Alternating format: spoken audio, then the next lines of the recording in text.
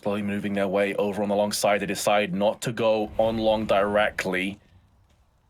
Oh, those two players long are hearing this entire sequence of play. Brokey will be getting away with it for the time being.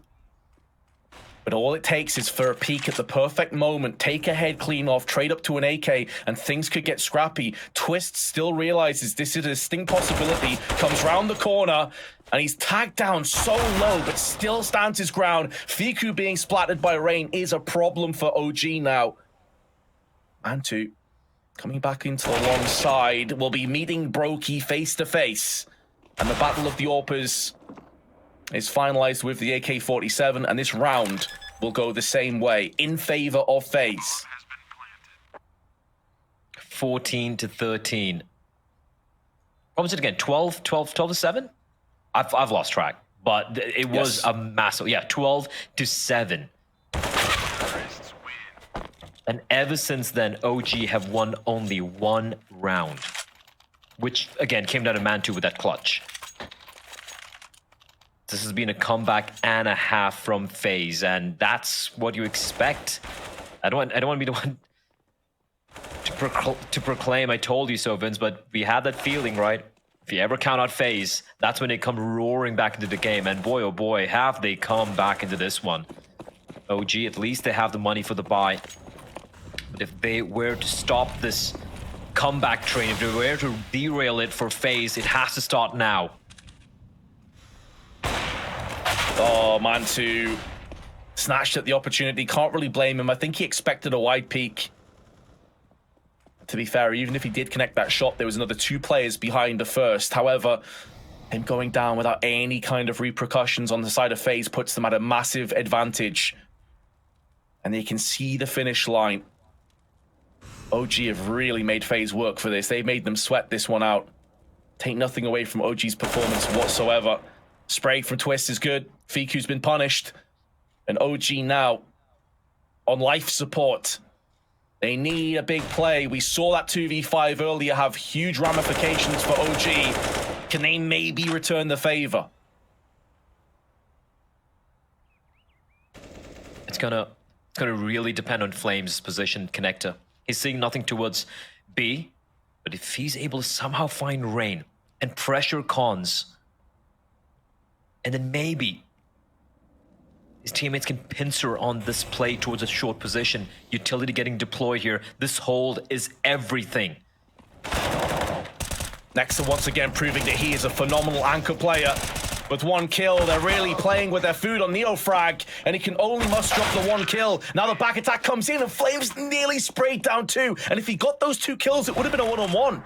But instead, FaZe secure 2 match points, 2 playoff points. And the money is it's max loss bonus, but it is not good at all. 34, about what, 3,700, 3,800? I saw, I believe, 1 or maybe 2 players over 4K. And that means if they want to go for the firepower, they're going to be lacking utility, and you can't afford to have that on this map especially. So there we go. They will have to sacrifice the A1s for the FAMAS. Fiku, in fact, he can only afford an 8 even post the FAMAS buy. His smoke will be picked up. M4s for the rest of them. It's looking grim, Vince. 3 smokes, no incendiaries, no kits, a handful of flashbangs and an 8. That's all they have to work with. That's all they have to stave off elimination. And at this point, you got to remember how young this team is as well. Apart from Nexa and Mantu, the majority of them are still youngsters at this level of Counter-Strike. And the pressure, it has to be affecting them. Oh, for sure. That's why you have to give them a lot of credit for how they've really battled and looked like a very well-oiled machine at times. There have been issues, though, which FaZe have made the most of. And listen, you don't win a major without being able to grind out the difficult performances where maybe you're not playing on your A game. I think it's a fair assessment of how FaZe have been feeling so far. Karrigan, though, had a slow start. At one point, I think he was 6-10, 16-12 or something like that. Now he's 17-14. He's had a massive upward trajectory in these last 5 or so rounds. And speaking of the man, he may be here to deliver the fatal knockout blow. Neo Frag, not for the first time in Banana, is having success. But he's been tagged down to 2 HP in the process. And he'll be playing bait for Nexa, watching the tight angle. They also have a third player on the site watching long. It's a good setup, but it's all off the proviso that they can get another kill here from Nexa. And it's all been baited in for Nexa's position, but him dropping now puts so much pressure on Fiku. And the young Polish player is only able to get one. Flames, not for the first time, round the back from Connector, gets spotted, but still carves a path through the head of Rops. Smoke in his eyes, trading up to the AK. He has no kit, but he does have a smoke. I'll be utilizing that. It's not a great smoke, though, all things considered. May do more harm than good, because there's already a smoke down. And without having a kit, this is going to waste even more time now. Maybe panicking a little bit in this 1-on-2.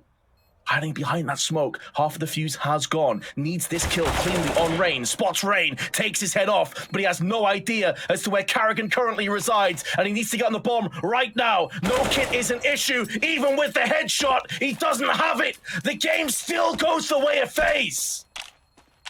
That has to be heartbreaking. That has to be so heartbreaking for OG. But FaZe, I don't know how they do it. And they prove us wrong. There was one point, I think it was like 12-7 or something, when I echoed our fellow analyst, and I said, like, the thing with FaZe is when the going gets tough, they're somehow able to deliver time and time and time again. It was 12-7 the scoreline, and then they closed it out 16-13. Round one in what, a space of 11, 12 rounds right there.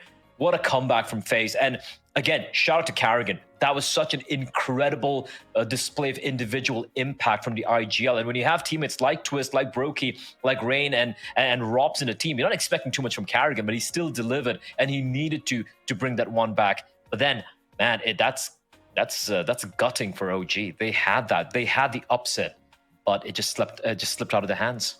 Yeah, I think Carrigan had something like 12 kills in the last 4 or 5 rounds.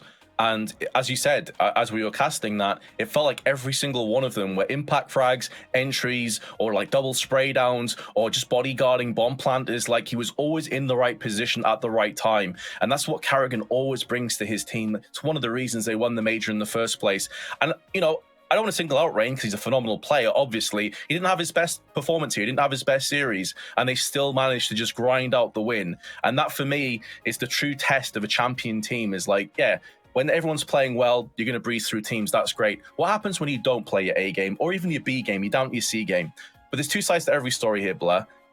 Let's focus a little bit on OG as well, because these guys played so well. They took FaZe to their limits. At varying points, they could have won it. Again, that clutch that they lost out when it was like 12-7, 12-8 is probably going to haunt them. It's going to be a difficult one to deal with for a while, because that felt like, to me, it was the turning point.